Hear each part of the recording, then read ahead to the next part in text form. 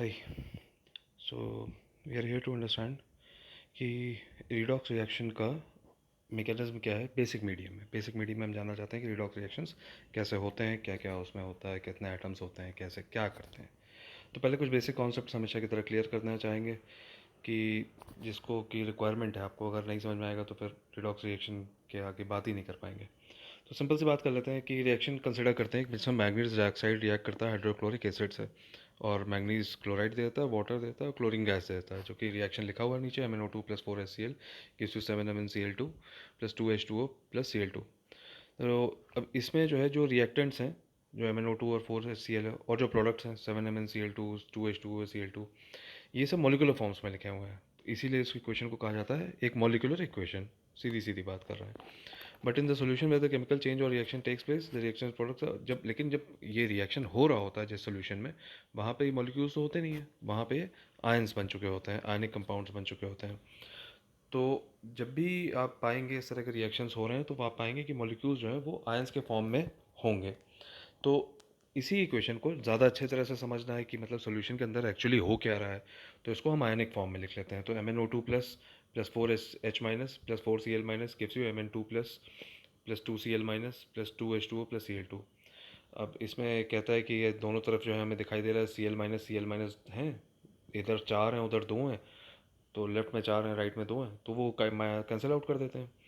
तो कहता है कि अभी ये बन गई काइनेटिक इक्वेशन, लेकिन अब इसमें कुछ बातें अजीब सी हो गई कि MnO2 को तो ऐसे ही लिखा हुआ है, फिर H2O को भी वैसे ही लिखा हुआ है, Cl2 को भी वैसे ही लिखा हुआ है, ये क्या हो रहा है, क्यों हो रहा है। तो ये कहा गया भाई, इसको फिर आगे बताने की कोशिश की कि ये आयनिक फॉर्म है। इससे हमें बेटर अंडरस्टैंडिंग होती है केमिकल चेंज में क्या हो रहा है, इसको इसीलिए इसको आयनिक इक्वेशन कहा जाता है। अब इसमें कई ऐसे आयंस होते हैं जिनके अंदर कोई इलेक्ट्रॉनिक चेंज नहीं आता, मतलब जिनके अंदर, जैसा कि हमने अभी देखा ऊपर, कि कोई इलेक्ट्रॉनिक चेंज नहीं आ रहा है उस केमिकल रिएक्शन में, तो उनको स्पेक्टेटर आयंस कहा जाता है। और ये जो है हमेशा जब आप पाएंगे कि बैलेंस्ड इक्वेशन जो फाइनल आप लिखेंगे, उसमें इनका कहीं नामो निशान भी नहीं होता, ये कहीं होते ही नहीं है। अब इसीलिए जानना ज़रूरी हो जाएगा अब तुरंत ही कि रूल्स क्या हैं, आने के क्वेश्चंस कैसे लिखी जाएँ भाई, कैसे ऐसा लिखा जाए कि बातें समझ में आए सबको।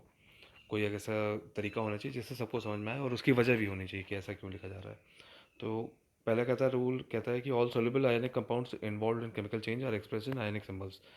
तो जितने भी ऐसे सोल्यूबल आयनिक कंपाउंड्स हैं जो कि मतलब कैटायंस और एनायंस में ब्रेकआउट कर जाते हैं, रेडिकल्स बन जाते हैं, उनको जो है हम आयनिक सिंबल्स में लिखेंगे। और जो कोवलेंट होते हैं, कोवलेंट सब्सटेंसेस, उनको मॉलिक्यूलर फॉर्म में लिखेंगे, क्योंकि वो एनायंस और कैटायंस में ब्रेकआउट नहीं होते हैं। फिर ionic compound which is slightly insoluble is expressed in molecular form. मतलब जो आयनिक कंपाउंड एक ऐसा है जो कि कोवलेंट स्ट्रक्चर टाइप का है, मतलब काफ़ी स्टेबल है, जो नहीं टूटता, तो उसको भी हम मॉलिक्यूलर फॉर्म में लिख लेते हैं कि भाई ये एक्चुअली टूट तो रहा नहीं है। आयनिक एनालिसिस में हम देखेंगे तो ये आयंस तो बन नहीं रहे इसके, तो उसको मॉलिक्यूलर फॉर्म में लिखे रहने देते हैं। Ions which are common and equal in number on both sides, यानी स्पेक्टेटर आयंस, जो कि मतलब जैसे अभी ऊपर 2Cl माइनस आपने काटा, तो उनको कैंसिल आउट कर देंगे, उनको दोनों साइड से हटा देंगे, उनको कोई ज़रूरत नहीं है क्योंकि उधर भी आ रहे हैं उधर भी आ रहे हैं। तो अब besides the atom the ionic charges must also भी बैलेंस्ड ऑन बोथ साइड्स। तो मतलब इक्वेशन इलेक्ट्रिकली बैलेंस होनी चाहिए, ऐसा नहीं हो जाए कि इलेक्ट्रॉन्स पैदा हो गए आपकी इक्वेशन में या इलेक्ट्रॉन्स घट गए आपकी इक्वेशन में। चार्ज हमेशा कंजर्व रहेगा। इलेक्ट्रिक एनर्जी के प्रिंसिपल्स नहीं तोड़ने आए हैं हम लोग यहाँ पे, समझने आए हैं कि आयनिक इक्वेशंस कैसे होती हैं। तो अब एग्जांपल ले लेते हैं किसका, कि ऐसा कौन सा रिएक्शन है जो टेबल सॉल्ट, जो हम रोज़ नमक खाते हैं, नमक का जो फॉर्मेशन है वो कौन से रिएक्शन है, कैसे बनता है। तो कहा जाए, सीधा सीधा समझाए तो सोडियम का एक एटम है और इलेक्ट्रॉन का एक एटम है, वही मिलकर NaCl बनता है, जो उसका फॉर्मूला है टेबल सॉल्ट का। तो सोडियम सॉल्ट जो है एक इलेक्ट्रॉन अपना प्लस छोड़ देता है, और उसके अपने ऊपर +1 चार्ज आ जाता है, -1 निकल गया तो +1 उसके ऊपर आ गया। और क्लोरीन जो है वही सेम इलेक्ट्रॉन गेन कर लेता है, तो उसके ऊपर -1 चार्ज आता है, क्योंकि उसको इलेक्ट्रॉन मिल गया तो उसका चार्ज नेगेटिव हो गया। तो इस रिडॉक्स रिएक्शन से दो आयंस बन जाते हैं ऑपोजिट चार्जेस के, जो एक दूसरे से अट्रैक्ट होते हैं और एक दूसरे से मिलके सोडियम क्लोराइड या टेबल सॉल्ट बना लेते हैं। ये सिंपल सी कहानी है नमक कैसे बनता है इसकी। अब इसी को और आगे बढ़ के समझने की कोशिश करते हैं कि इसके अंदर कि ऑक्सीडेशन किसे कहा जाता है और रिडक्शन किसे कहा जाता है, और ऑक्सीडेशन रिडक्शन रिएक्शंस क्या हैं। तो जिनका कि दूसरा नाम रिडॉक्स रिएक्शंस भी है, शॉर्ट में रिडॉक्स कहा जाता है, reduction oxidation. In these reactions electrons are transfer from one reactant to another. एक लाइन की डेफिनेशन सिंपल सी ऑक्सीडेशन रिडक्शन की, electrons are transferred from one reactant to another. इससे पहले की थीसिस है जिसमें ऑक्सीडेशन और रिडक्शन का और भी डेफिनेशन दी गई कि भाई जहाँ जब सबसे पहले समझने की कोशिश की गई केमिस्ट्री को, एकदम पुराने समय की बात कर रहा हूँ मैं, तो वहाँ पे जैसे माचिस जलाई तो जो लकड़ी है वो जल गई, काली हो गई और सब कुछ धुआं बन के उड़ गया। तो ये जो ऑक्सीजन से रिएक्शन था इसको ऑक्सीडेशन कहा जाता था। तो फिर इसी से रिलेटेड कि ऑक्सीजन किसी चीज़ में ऐड हो जाती है तो ऑक्सीडेशन हो गया, निकल जाती है तो रिडक्शन हो गया, ऐसे करके डेफिनेशंस बनाई गई थी। लेकिन जैसे जैसे समय आगे बढ़ा, जब हम इलेक्ट्रॉन्स और एटॉमिक पार्टिकल्स में उतर गए, उनकी समझ आने लगी हमें, तो फिर हमें ये बेसिक बातें समझ में आनी शुरू हुई कि एक्चुअली ऑक्सीडेशन रिडक्शन जो रिएक्शन है वो इलेक्ट्रॉन्स का ट्रांसफ़र है एक रिएक्टेंट से दूसरे को, किसी भी एक रिएक्टेंट से दूसरे को ट्रांसफ़र हो जाएगा तो रिडॉक्स रिएक्शन हो जाएगा। और कैसे होगा? तो electrons are lost from one substance and gain by the other. भाई एक छोड़ देगा दूसरा पकड़ लेगा, बस। और फिर दोनों ऑपोजिट चार्जेस आ जाएंगे, दोनों जुड़ जाएंगे और बन जाएंगे, जैसा अभी टेबल सॉल्ट में हमने देख ही लिया। तो अब कहता है कि ऑक्सीडेशन क्या है? तो oxidation refers to the loss of electrons from a substance. कि मतलब किसी जो भी सब्सटेंस अपने से इलेक्ट्रॉन्स को लूज़ करेगा वो ऑक्सीडेशन हो रहा है उसका। और रिडक्शन क्या हो रहा है? Gain of electrons. तो सुनने में अजीब सा लगता है कि गेन हो रहा है लेकिन रिडक्शन हो रहा है, लेकिन यहाँ पे ये भी याद रखना है कि नेगेटिव चार्ज की बात हो रही है। नेगेटिव चार्ज का गेन जो है वो रिडक्शन हो गया। भाई माइनस हो गया, आपके पास माइनस आ गया तो कम हो गया, ऐसे समझ लें। अच्छा, अब एक चीज़ और जो जानने वाली कि ये दोनों processes can not occur without the other. एक प्रोसेस दूसरे के बिना नहीं हो सकता। ये बात हम इलेक्ट्रिकल स्टेबिलिटी से भी समझ सकते हैं कि अगर एक ने इलेक्ट्रॉन दे दिया तो इलेक्ट्रॉन दिए दिए थोड़ी घूमता रहेगा, कोई लेने वाला भी होना चाहिए। और एक अगर इलेक्ट्रॉन लेना चाहता है तो ऐसा थोड़ी हवा से इलेक्ट्रॉन खींच लेगा, कोई देने वाला होना चाहिए। तो जब भी एक रिएक्शन, एक प्रोसेस हो रहा होगा तो दूसरा भी हो ही रहा होगा। एक रिडक्शन हो रहा होगा तो ऑक्सीडेशन हो रहा होगा, ऑक्सीडेशन हो रहा होगा तो रिडक्शन कहीं ना कहीं हो ही रहा होगा। अब इसको याद रखने के लिए निमोनिक डिवाइस है। निमोनिक डिवाइस मतलब बोलने वाली, बोल के याद कर लें आप।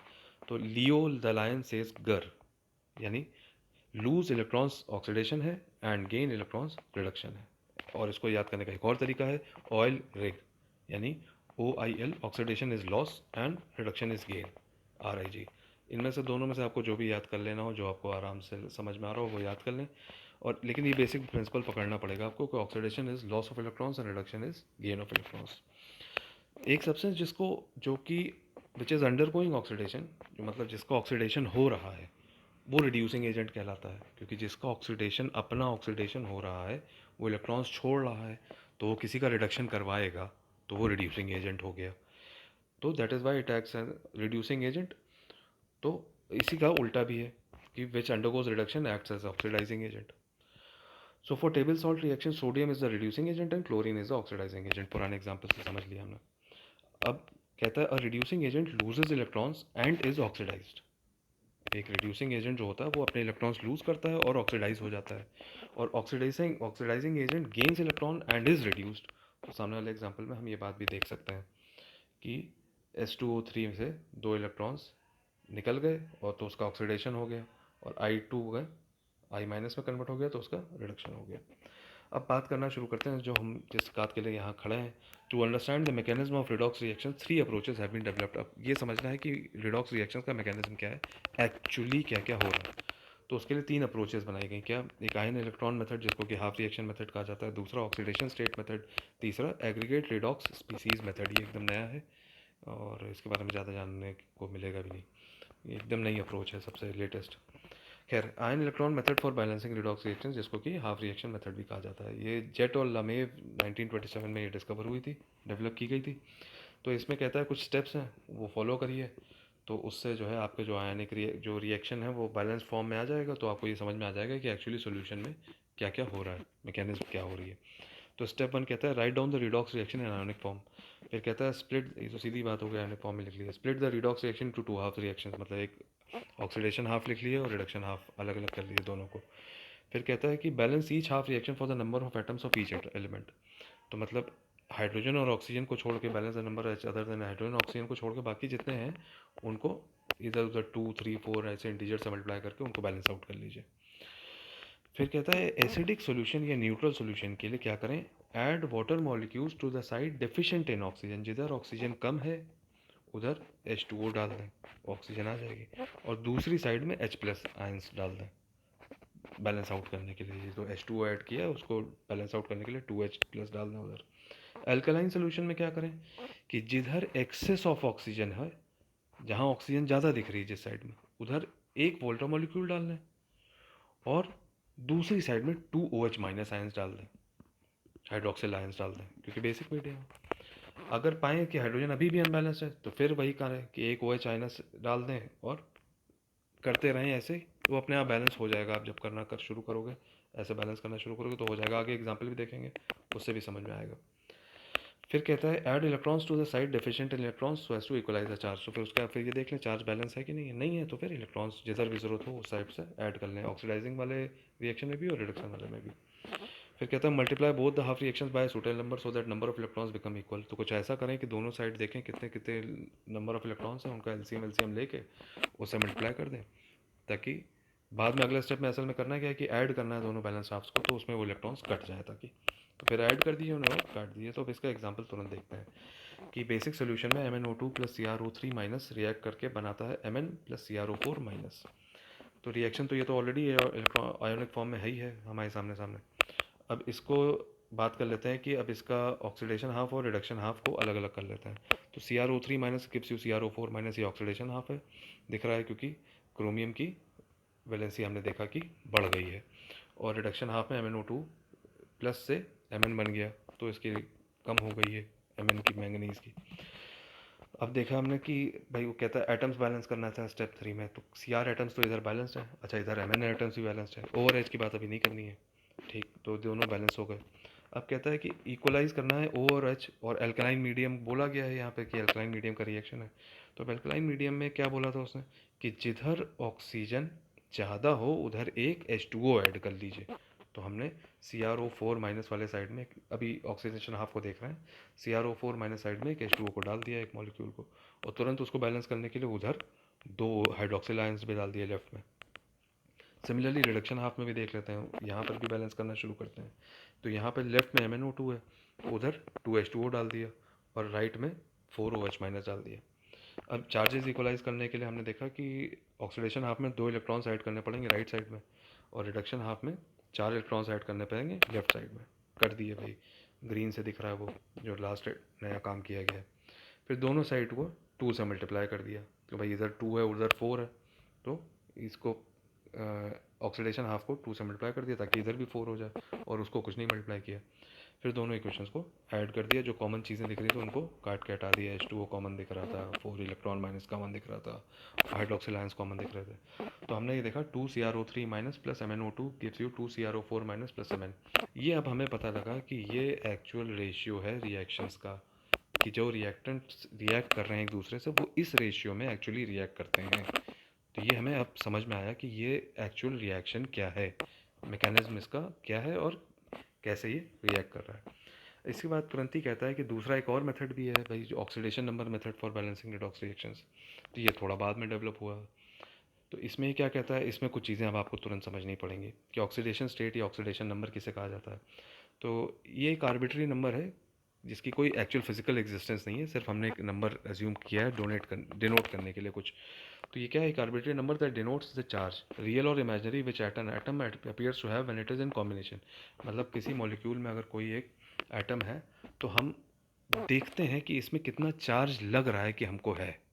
अब कैसे इसे समझें कि the charge that atom would have with the compound was composed of ions, मतलब अगर इसे तोड़ दें और आयंस बना लें तो इसके अंदर कितना चार्ज आ जाएगा इस एटम में। इस बात को ही उसका ऑक्सीडेशन नंबर कहा जाता है। तो इलेक्ट्रोवेलेंट कंपाउंड जैसे होते हैं NaCl होगा, KCl हो गया, इस तरह के जितने हैं, तो उसमें तो एक्चुअल आयंस बन जाते हैं, तो रियल चार्जेस क्रिएट होते हैं। ऑक्सीडेशन नंबर इसका मतलब एक रियल वैल्यू बन जाती है, तुरंत ही दिख जाता है Na में +1 हो गया उसका, Cl में -1 हो गया। लेकिन अब कोवेलेंट कंपाउंड्स में तो ऐसा होता नहीं, क्योंकि उसमें आयंस टूटते नहीं हैं। तो उसमें हमें क्या जानना पड़ेगा कि इलेक्ट्रोनेगेटिविटी क्या चीज़ होती है। इलेक्ट्रोनेगेटिविटी क्या होता है, it is a measure of an atom's ability to attract share electrons to it. कि मतलब किसी भी एटम की एबिलिटी कि किसी भी बॉन्ड में जो इलेक्ट्रॉन्स हैं वो किसी से बॉन्ड बना रहा है, तो उस बॉन्ड में जो इलेक्ट्रॉन्स हैं उसको कितनी ताकत से अपनी तरफ खींचता है वो, ये उसकी इलेक्ट्रोनेगेटिविटी होती है। जैसे क्लोरीन की इलेक्ट्रोनेगेटिविटी बहुत हाई होती है कि अगर किसी बॉन्ड में जाता है तो बहुत कस के अपने को इलेक्ट्रॉन्स अपने पास खींचता है। हाइड्रोजन की इलेक्ट्रोनेगेटिविटी बहुत कम होती है, हाइड्रोजन खींच ही नहीं पाता, एबिलिटी नहीं है, एक ही प्रोटॉन है बेचारे के पास। खैर, here oxidation number can be determined by assigning the electrons of each bond to the more electronegative atom of the bonded atoms। तो कहता है कि जो बॉन्डेड जो दो एटम्स इनमें बॉन्ड है उसमें जिसकी इलेक्ट्रोनेगेटिविटी ज़्यादा, मान लेते हैं कि वो इलेक्ट्रॉन्स उसी के पास ही हैं, ऐसे मान लिए। है नहीं एक्चुअली उसके पास, हैं तो कहीं बीच में, लेकिन for the time being calculation के लिए हमने मान लिया कि उसके पास चलेगा। इसी से हम वो आर्बिट्री नंबर जो है फिर सजेस्ट करेंगे। लेकिन इस पूरी बातचीत में हमें ये मालूम होना चाहिए बॉन्ड कैसे हैं, किस तरह के हैं। इसलिए knowledge of the structure of the compound and electronegativity of all atoms are required to know the oxidation state of any compound with certainty. अगर आपको स्ट्रक्चर नहीं मालूम है तो विद सर्टेनिटी आप नहीं बता पाएंगे कि उसका एक्चुअल ऑक्सीडेशन नंबर क्या है। तरीके हैं कुछ, वो एक्स वाला तरीका जो सबको आता ही है कि किसी नेट टोटल ऑक्सीडेशन नंबर किसी मॉलिक्यूल का ज़ीरो है, एक का एक्स एज्यूम कर लो। सी मान ली CCl4 का निकालना है तो भाई Cl4 का तो हमें मालूम है Cl का -1 होता है। कार्बन का निकालना है तो क्या करें, तो एक्स एज्यूम कर लो। तो वो सब जब तक सिंपलर कंपाउंड्स होते हैं तब तक तो ठीक है। लेकिन जैसे अभी एक एग्जांपल देखिए कि Br3O8 इसका नाम है टेट्रा ब्रोमो ऑक्टा ऑक्साइड। तो इसमें कहता है ब्रोमीन का, वो बताइए क्या है ऑक्सीडेशन नंबर। तो अब आप देखें ध्यान से, तो जो टर्मिनल वाले ब्रोमीन्स हैं, अच्छा ब्रोमीन जो है वो ऑक्सीजन से ज़्यादा इलेक्ट्रोनेगेटिव है। और तो each of the two terminal bromine atoms has 3 oxygen atoms attach to है। तो टर्मिनल वाले जो आखिरी वाले हैं उनमें 3 3 ऑक्सीजन एटम्स है अटैच है। तो सबसे 2 2 इलेक्ट्रॉन्स ब्रोमीन पकड़ के खींचना शुरू कर देगा, तो फिर उसका ऑक्सीडेशन स्टेट +6 आ जाएगा। तो सॉरी, ऑक्सीजन ज़्यादा इलेक्ट्रोनेगेटिव है तो वो इलेक्ट्रॉन्स खींच लेगा और ब्रोमीन के पास एक तरह से मान लेंगे ऑक्सीजन के पास ही चले गए। मतलब वो डबल पेयर का जो इलेक्ट्रॉन है डबल बॉन्ड का, वो दोनों ऑक्सीजन के पास ही चले गए, तो उसका -2 हो गया, ब्रोमीन को +2 दे दिया उसने। तो अब 3, अगर टर्मिनल वाले ब्रोमीन में 3 ऑक्सीजन लगे हुए हैं तो उसने तीनों ने मिलकर 6 दे दिया इसको चार्ज। तो 6 का ऑक्सीडेशन +6 का ऑक्सीडेशन स्टेट आ गया टर्मिनल ब्रोमीन्स का। लेकिन बीच वाले ब्रोमीन की क्या कहानी है, तो एक तरफ तो वो ब्रोमीन और ब्रोमीन से ही लगा है, तो भाई ब्रोमीन ब्रोमीन तो आपस में बराबर हैं, तो एक दूसरे को ना देंगे ना लेंगे, तो वो तो ज़ीरो हो गया यहाँ पे मामला। तो बीच वाले ब्रोमीन के ऊपर इसका मतलब सिर्फ ऊपर से 2 और नीचे से 2, तो इसका जो है इसका ऑक्सीडेशन स्टेट +4 हो गया ऐसे में। तो ऐसे में ब्रोमीन के ऑक्सीडेशन स्टेट्स इस कंपाउंड में +6 और +4 हैं। इसका हम चाहें तो एवरेज ऑक्सीडेशन स्टेट निकाल सकते हैं कि +6 ले लिया किनारे वाले का, +4 फिर किनारे वाले का +6 फिर से /3, 16/3 आ गया। लेकिन अगर आपसे पूछा जाए कि ऑक्सीडेशन स्टेट क्या है तो उसका आंसर है +6 है। अगर +6 आंसर है तो मार्क कर दीजिए, +4 आंसर है तो मार्क कर दीजिए, बोथ ऑफ देम है तो वो मार्क कर दीजिए। लेकिन 16/3 मार्क मत करिएगा जब तक ये कहा ना जाए कि एवरेज ऑक्सीडेशन स्टेट बताओ, तब तक 16/3 is not the correct answer, क्योंकि ये एवरेज ऑक्सीडेशन स्टेट है, ये ऑक्सीडेशन स्टेट नहीं है, एवरेज ऑक्सीडेशन स्टेट है, ये याद रखिएगा। अच्छा अब आगे बढ़ते हैं। तो थोड़ा सा कन्फ्यूजन कभी कभी लोगों को होता है वैलेंसी और ऑक्सीडेशन स्टेट में, कि वैलेंसी और ऑक्सीडेशन स्टेट तो सुनने में जैसे एक ही जैसी चीज़ें लग रही हैं, लेकिन ऐसा है नहीं। Valency is equal to the number of electrons lost और एक्सेप्टेड और shared by an atom of an element. तो वैलेंसी मतलब जो बॉन्ड्स बन रहे हैं उसके हिसाब से वैलेंसी काउंट होती है। तो जैसे हम एक कंपाउंड देखते हैं CH4 CH3Cl CH2Cl2 CH3 CCl4।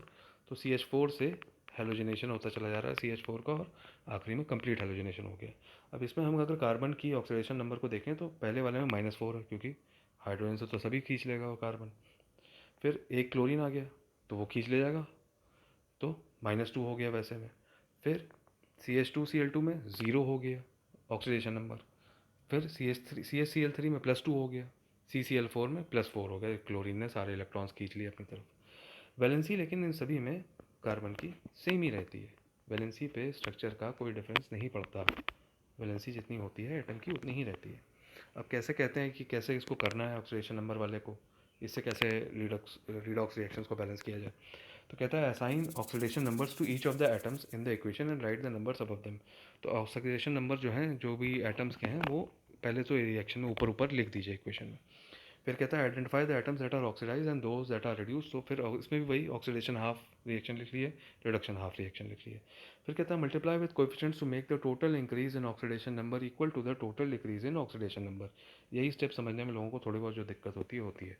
तो सीधी सी बात ये कहता है कि total increase in oxidation number जो हो रहा है उसको दोनों साइड में बराबर कर दीजिए, इंक्रीज और डिक्रीज को। आगे एग्जाम्पल देखेंगे तो ये समझ में आ जाएगा एकदम सही से। स्टेप 4 क्या कहता है, check the balancing for both reactions for atoms. तो पहले ये देखेंगे कि एटम्स जो है बैलेंस हो जाए। हाइड्रोजन ऑक्सीजन की बात छोड़ देंगे, चार्जेस की बात अभी नहीं कर रहे हैं, सिर्फ जो बाकी एटम्स हैं इधर उधर के अगर कोई हैं बाहर वाले, क्लोरीन ये वो ये, तो उन एटम्स को बैलेंस कर देते हैं। फिर स्टेप 5 में कहता है कि ये जो आपकी इक्वेशंस बनी है इसमें नेट चार्जेस दोनों साइड में एकदम सेम होने चाहिए, तो हमें मालूम ही है। तो रिडॉक्स रिएक्शन जो एसिडिक सोल्यूशन में होता है उसमें कहता है बैलेंस द हाइड्रोजन और oxygen in each half reaction by adding water where needed to balance oxygen. तो जहाँ ऑक्सीजन इधर है उधर नहीं है, तो जिधर नहीं है उधर वाटर मॉलिक्यूल डाल दिया। ये बेसिकली अगर आपको समझ में आ रहा हो तो ये सेम है आयोनिक कंपाउंड्स के, उससे बराबर चल रहा है अभी तक। फिर हाइड्रोजन आयंस दूसरी तरफ डाल दिया तो ये बैलेंस आउट कर लिया। फिर बेसिक सोल्यूशन में क्या करें अभी, लेकिन चार्ज बैलेंस नहीं हुआ है, ये आप समझने की कोशिश कर रहे हैं कि आप सिर्फ ये बैलेंस कर रहे हैं कि हाइड्रोजन और ऑक्सीजन को बैलेंस करने में लगे हुए हैं, चार्ज इसके बाद वाले स्टेप में। फिर इसके बाद आपने हाइड्रोजन आयन से उधर ऐड कर दिए, इधर वाटर ऐड कर दिया, जिधर वाटर कम था उधर, जिधर ऑक्सीजन कम था उधर H2O का मॉलिक्यूल ऐड कर दिया, दूसरी साइड हाइड्रोजन के आयंस ऐड कर दिए। फिर उसके बाद इलेक्ट्रॉन्स ऐड कर दिए जिधर भी चार्ज के हिसाब से ज़रूरी था। फिर बेसिक सोल्यूशन में कहता है कि balance the charge first by adding OH minus. कहता है पहले चार्ज बैलेंस करेंगे, कैसे? एडिंग OH माइनस ऐड करेंगे चार्ज बैलेंस करने के लिए। फिर then we'll balance the oxygen by adding H2O। फिर ऑक्सीजन बैलेंस करेंगे H2O ऐड करके, और ऐसा करने पे आप पाएंगे हाइड्रोजन ऑटोमेटिकली बैलेंस हो जाता है। कैसे होता है वो थोड़ा सा अगर आप इसको प्रैक्टिस करेंगे तो आपको खुद सब दिखाई देने लग जाएगा मैथमेटिकली क्यों हो जा रहा है ऐसा। खैर आगे बढ़ते हैं। Multiply by suitable number two cancel out electrons. फिर कहीं क्योंकि एडिशन करना है तो एलसीएम से मल्टीप्लाई कर दीजिए ताकि इलेक्ट्रॉन्स कैंसिल आउट हो जाए। Add both reactions and remove common terms. तो ऐड दोनों रिएक्शंस को ऐड कर लीजिए, कॉमन टर्म्स को रिमूव कर दीजिए। फिर कहता है कि अब एग्जांपल देखते हैं तुरंत। Balance the following reaction equation in basic solution. क्या है? MnO2 4 minus plus C2O2 4 minus gives you MnO2 plus CO2 3 minus. तो कैसे करें? अब कहता है ऑक्सीडेशन नंबर इसमें तुरंत असाइन करना शुरू किया। तो मैंगनीज़ का हमको ऑक्सीडेशन नंबर दिख रहा है +6 है यहाँ पे, वही एक्स वाले अप्रोच से देख लो। तो एक्स आ गया, ओ का -2 हो गया, और 2 × 2 -4, और -4 बाहर का हाई है तो +6 आ गया। ऑक्सीजन का हमें वहाँ दिख ही रहा है कि -2 है। C2 का इसी तरह आप देख लेंगे, यहाँ पे +3 है, O2 का -2 है। MnO2 में Mn का +4 हो गया है और O2 का अभी भी -2 है। तो C का +4 हो गया है और O2 का अभी भी -2 है। तो अब इसमें हमें साफ साफ दिख रहा है कि भाई ऑक्सीडेशन हो रहा है और रिडक्शन भी हो रहा है। ऑक्सीडेशन किसका हो रहा है? कार्बन का। C2O2 4 माइनस और ये देता है CO2 3 माइनस। तो इसका ऑक्सीडेशन नंबर +3 से +4 हो गया, तो इसका ऑक्सीडेशन हुआ। और रिडक्शन किसका हुआ? Mn का, जिसका +6 से +4 हो गया, तो उसको लिख लिया दूसरी तरफ। स्टेप 3 पे कहता है कि अब ऐसा काम करना है कि दोनों साइड में 2 से मल्टीप्लाई करना है, क्योंकि पहले तो बाहर वाले आइटम्स सब हटा देने हैं। तो 2 से मल्टीप्लाई कर दिया, C को बैलेंस कर दिया, O और H को छोड़ के बाकी सबको बैलेंस करना था। तो C को उधर C2 है तो इधर 2 से मल्टीप्लाई कर दिया, इधर मैंगनीज तो बैलेंस है रिडक्शन रिएक्शन में। फिर कहता है कि अब ऑक्सीडेशन नंबर को बैलेंस करना है, तो कैसे किया जाए?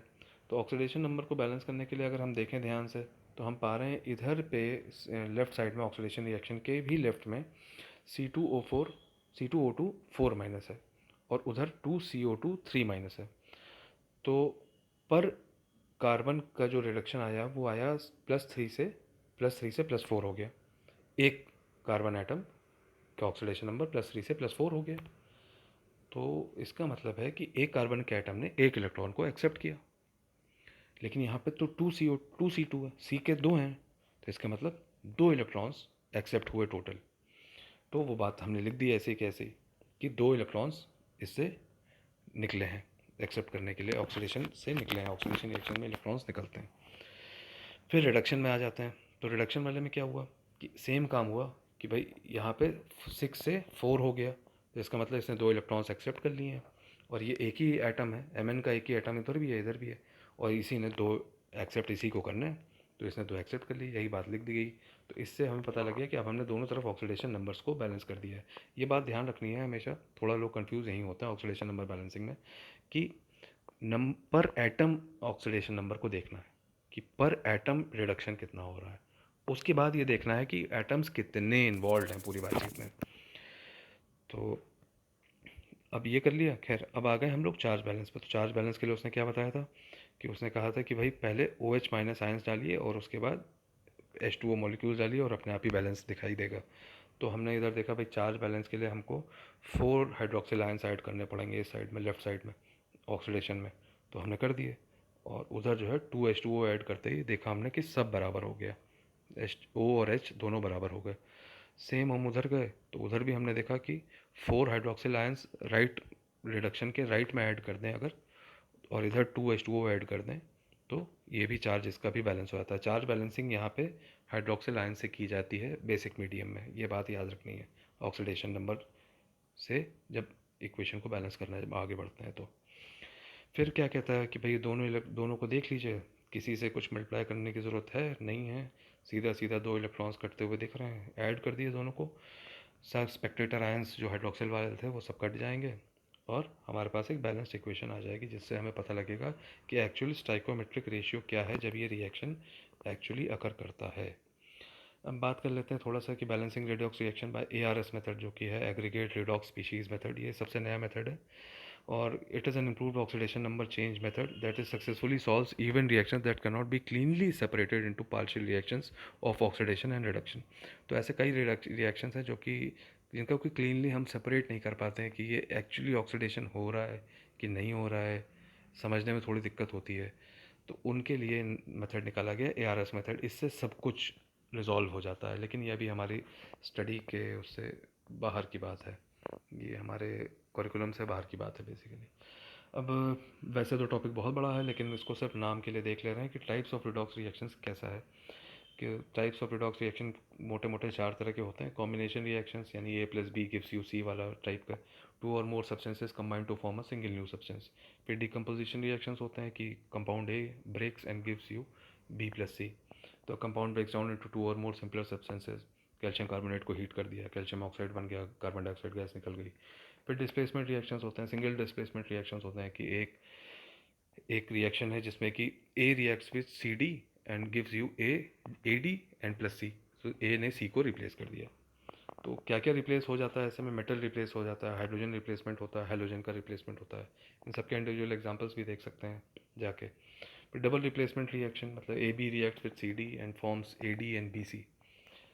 तो in which positive and negative ions of 2 ionic compounds exchange places to form 2 new compounds. फिर डिस्प्रोपोर्शनेशन रिएक्शन क्या होता है? An element in which one oxidation state is simultaneously oxidize and reduced. ये थोड़ा इंटरेस्टिंग होता है, लेकिन ये फिर काफ़ी बड़ा हो जाएगा फिर बातचीत।